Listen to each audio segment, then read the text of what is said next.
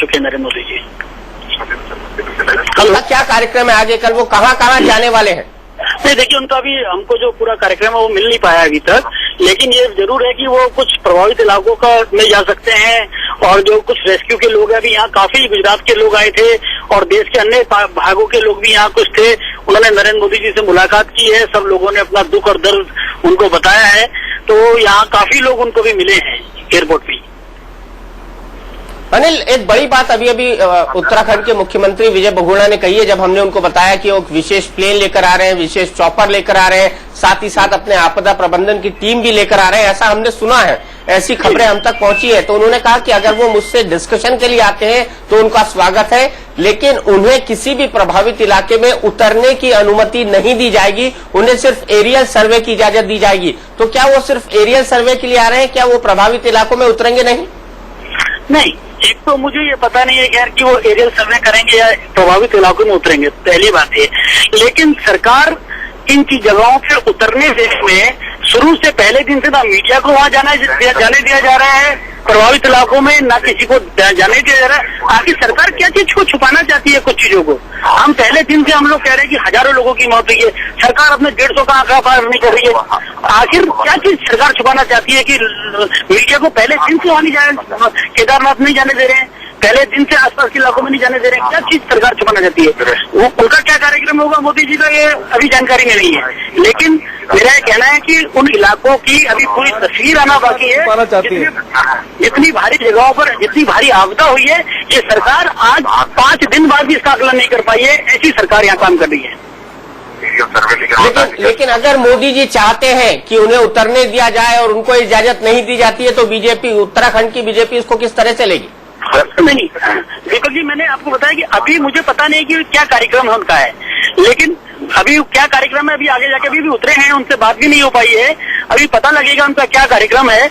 लेकिन निश्चित तौर पर मैं कह रहा हूँ कि ये बड़ी आपदा है। बहुत सरकार पहले दिन से 50 और 100 का आंकड़ा बताती रही, लेकिन ये बहुत बड़ी आपदा है। मोदी जी का क्या कार्यक्रम होगा, ये भी आज रात तक हम लोगों को पता लग पाएगा।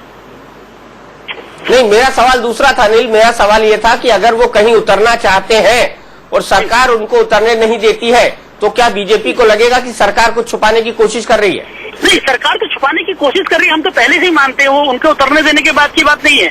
पहले दिन से सरकार छुपा रही है, पहले दिन से सरकार बताना नहीं चाहती देश को कितनी बड़ी हादसा हो गया है। आज भी सरकार छुपाना चाहती है कितना बड़ा हादसा। आज भी हजारों लोग, आपको मैं दीपक जी बता रहा हूँ, क्योंकि हमने वो जगह को उन लोगों से मिले हैं, लोग आधे से ज्यादा लोग इसलिए मरे हैं कि सरकार की अव्यवस्थाओं के कारण और दवा न मिलने के कारण हादसे से ज्यादा लोग अव्यवस्थाओं से मर गए हैं।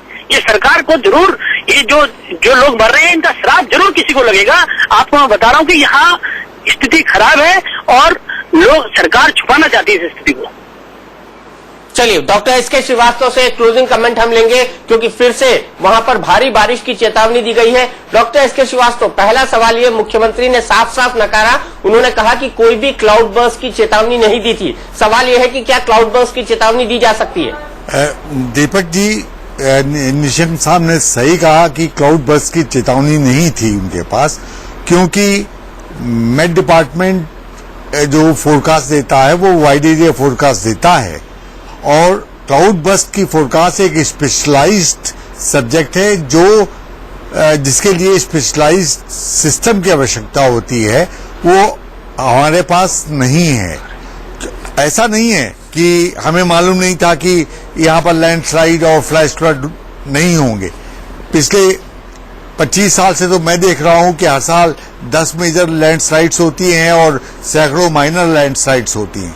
लेकिन आज हम पंगु इसलिए हैं कि हम इनके लिए आज तक कोई भी प्रणाली वहां पर स्थापित नहीं कर पाए, जो अवेलेबल हैं उनको भी नहीं इस्टेब्लिश कर पाए, क्योंकि हमारे अंदर इस चीज के प्रति सेंसिटिविटी है ही नहीं।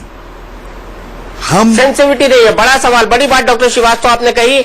मेरे पास वक्त कम है, माफ कीजिएगा, आपको यही रोकने पड़ेगा। एक आखिरी मेहमान कमल सुदाली साहब हमारे साथ इंदौर से जुड़े हुए हैं। कमल जी, क्या अनुभव रहा इन दिनों में और आपको क्या ऐसा लगा कि सरकार और प्रशासन वहां का पंगु था?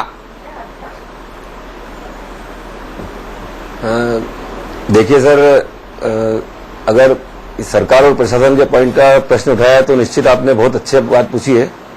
मैं शाम को 5 बजे करीब बद्रीनाथ के 20 किलोमीटर पहले पहुंचा था और वहां से हमारी गाड़ी रुक गई थी। मतलब हमको ऐसा लगा कि ये ट्रैफिक जाम है। हमको कुछ नहीं पता था कि कारण क्या है। शायद 5 या 6 बजे होंगे। तो मेरे आगे भी करीब समझिए आपकी 50-75 गाड़ियां होगी। तो वहां पे ट्रैफिक जाम एक कॉमन चीज है। तो हम लोग यही समझे कि ट्रैफिक जाम होगा यार, आज बहुत ज्यादा रश है, तो इसलिए बस। उसके बाद में 7 बजे, 8 बजे, 9 बजे हमने कहा ट्रैफिक 1 इंच भी आगे नहीं बढ़ रहा है, क्या बात है। हमने कहा यार चलो ठीक है, हमारे पास कुछ खाना वगैरह साथ में था क्योंकि हम 15 दिन के लिए बाहर गए थे, तो हमने खाना वाना लिया। अब सर हम रात को उसी गाड़ी में सो गए और भयंकर बारिश हो रही थी। हमें कोई जानकारी नहीं कि क्या रीजन है जिसके कारण से हमारी गाड़ी रोकी गई है। सुबह 6-7 बजे के आसपास मैंने कहा अपन ही देखो क्या कारण है, कोई भी हो तो अपन ही ट्रैफिक से सुलझाने की कोशिश करेंगे। सर मैं गया करीब 1 किलोमीटर आगे, तो वहां पे पुलिस चौकी थी, तो मैं पुलिस चौकी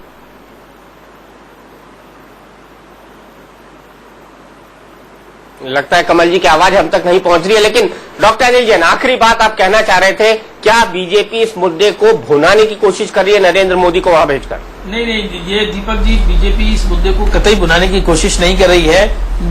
और बीजेपी शासित राज्यों के जहां से पिलग्रिम्स गए, जहां से यात्री गए हैं, सब मुख्यमंत्रियों ने राहत देने की और राहत पहुंचाने की बात कही है। और गुजरात से भारी संख्या में लोग गए हैं, तो मुख्यमंत्री अगर वहां आए हैं तो ये अपने गुजरात के लोगों के प्रति उनकी संवेदना है।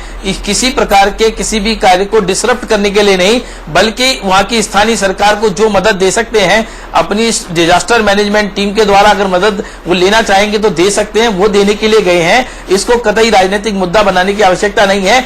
ये उनकी सेंसिटिविटी है कि वो अपने राज्य के लोगों को ठीक प्रकार से उनका इवैक्यूएशन हो जाए। अरे रमन सिंह जी नहीं आ रहे हैं, शिवराज सिंह चौहान जी नहीं आ रहे हैं, ये क्यों आ रहे हैं? इसलिए क्योंकि रमन सिंह जी ने भी और शिवराज जी ने भी मुख्यमंत्री को ये बात कही है और उन्होंने हरिद्वार में थे, वो भी चाहते तो हवाई दौरा कर लेते, उन्होंने तो किया नहीं। लेकिन मोदी जी तो उतरना चाहते हैं, हमने ऐसा सुना हुआ। नहीं, मोदी जी अपनी टीम के साथ वहां गए हैं। अभी मोदी जी का क्या कार्यक्रम है ये तो ना मुझे पता है ना आपको पता है सही मायने में क्या कार्यक्रम है। लेकिन वो उनकी अपनी गुजरात की जनता के प्रति लगाव है और डिजास्टर मैनेजमेंट के लिए अगर कोई गुजरात की जनता के लिए, देश की जनता के लिए लगाव नहीं है, और गुजरात की जनता के लिए अभी तो गुजरात की जिम्मेदारी संभाले तो गुजरात की जनता के लिए लगाव देश की जिम्मेदारी के लायक समझा नहीं है। अभी को देश की जिम्मेदारी के लायक समझा नहीं है। अभी मेरी इसमें ये निवेदन इतना है कि इसमें कहीं कोई राजनीति नहीं है। चलिए राजनीति देखी जाए, ना देखी जाए। प्रफुल्ल बख्शी जी, आखिरी कमेंट आपका, क्योंकि इस डिबेट को सबसे ध्यान से आपने सुना है और इस इशू पे सबसे बड़ा एक्सपर्ट आप हैं। एक्सपर्ट इतना बड़ा नहीं हूं, पर मैं ध्यान से इसलिए सुना है इस बात को कि बड़ी विचित्र बातें मैंने सुनी है।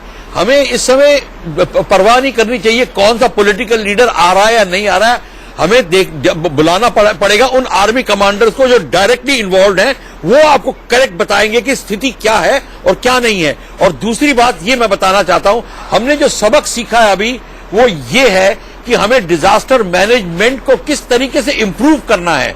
और ये सबसे ज्यादा हिंदुस्तान का डिजास्टर प्रोन एरिया है, माउंटेनस एरिया है, जहां कितने सालों से यही आपदा हो रही है।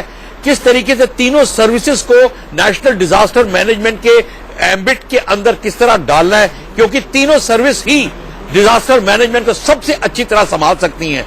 हमको इस बात से शर्माना नहीं चाहिए। और इस समय हमको जो यात्री फंसे हुए हैं, आर्मी की जो सेल्स बने हैं, उनके द्वारा उनको मैक्सिमम कंफर्ट देना पड़ेगा, मैक्सिमम सिक्योरिटी देनी पड़ेगी, ताकि अभी तक उनको इवैक्यूएट आराम से कर लें।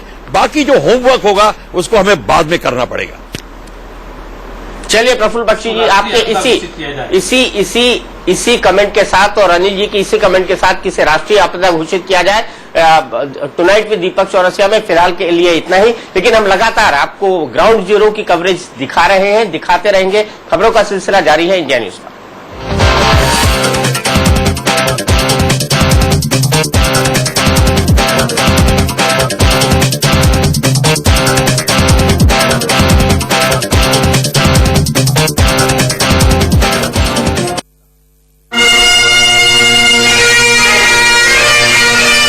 सात समंदर पार टीम इंडिया की ललकार, फौलादी हौसले चैंपियन है तैयार। इंग्लैंड की सरजमी पर 8 देशों की टक्कर, सैकड़ों वार, पल पल की खबर बताएंगे लगातार। देखिए लंदन की लड़ाई सिर्फ इंडिया न्यूज पर।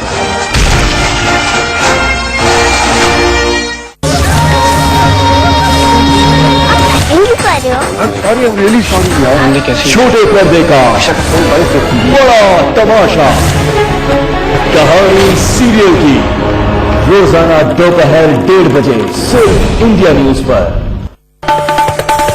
खबरें तेज रफ्तार लगातार, सुबह 8 बजे, दोपहर 12 बजे, दोपहर 3 बजे, शाम 6 बजे और रात 9 बजे।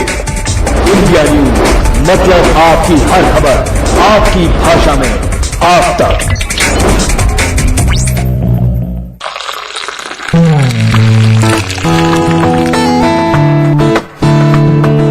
Coffee for the mind. The Sunday Guardian, India's finest Sunday newspaper.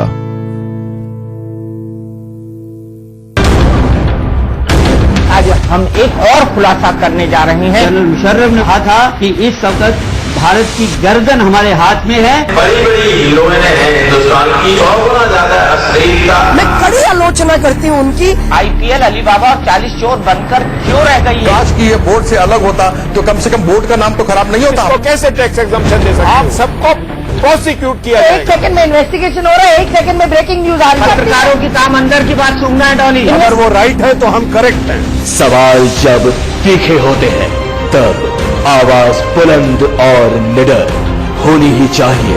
देखिए टुनाइट विद दीपक चौरसिया रात 8 बजे सिर्फ इंडिया न्यूज पर। देश का सबसे तेजी से बढ़ने वाला न्यूज चैनल अब आपके मनचाहे DTH प्लेटफॉर्म पर। Tata sky channel number 470, dish TV channel number 566, DD direct channel number 54 और सभी लीडिंग मल्टी सिस्टम ऑपरेटर्स पर भी उपलब्ध। इंडिया न्यूज, देश की धड़कन। आप हमें चाहते हैं ये आपको प्रूव करने की जरूरत नहीं, लेकिन आप केबल टीवी सब्सक्राइबर हैं, ये प्रूव करना जरूरी है। इसके लिए अपने केबल टीवी ऑपरेटर से सब्सक्राइबर एप्लीकेशन फॉर्म लेकर उसमें अपने डिटेल्स और मनपसंद चैनल्स के नाम लिखकर सबमिट कर दीजिए। उसके बाद आप सिर्फ उन्हीं चैनल्स के लिए पैसे देंगे जो आप देखना पसंद करेंगे। और हाँ, अगर आपने ऐसा नहीं किया तो आपका केबल कनेक्शन कट जाएगा। तो आज ही अपना सब्सक्राइबर एप्लीकेशन फॉर्म भर के सबमिट कर दीजिए और अपने फेवरेट शोज बिना रुकावट के देखिए। तो जल्दी कीजिए।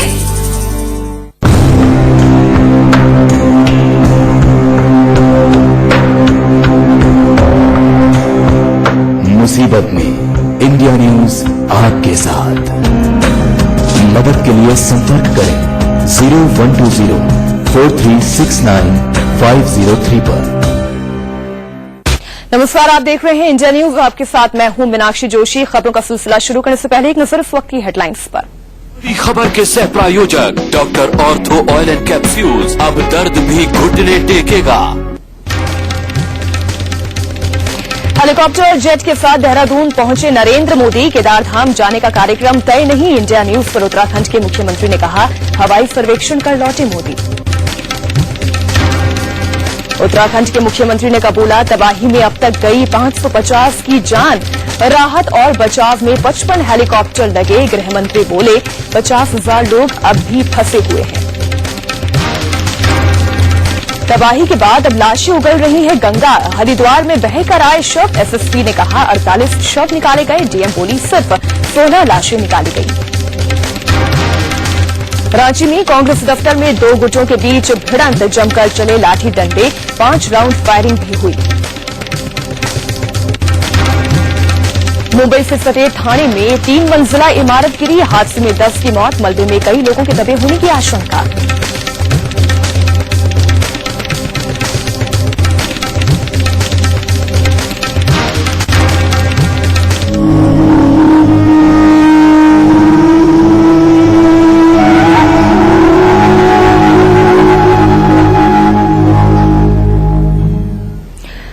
हिंदुस्तानियों की निगाहें करीब 12,000 फीट की ऊंचाई पर बसे केदारधाम में कुदरत की तबाही पर टिकी है। केदारनाथ मंदिर और आसपास तबाही की तस्वीरें सबसे पहले इंडिया न्यूज आपको दिखाने जा रहा है। एक एक तस्वीर को देखिए और तस्वीरों की जुबानी सुनिए बर्बाद केदारधाम की दर्दनाक कहानी।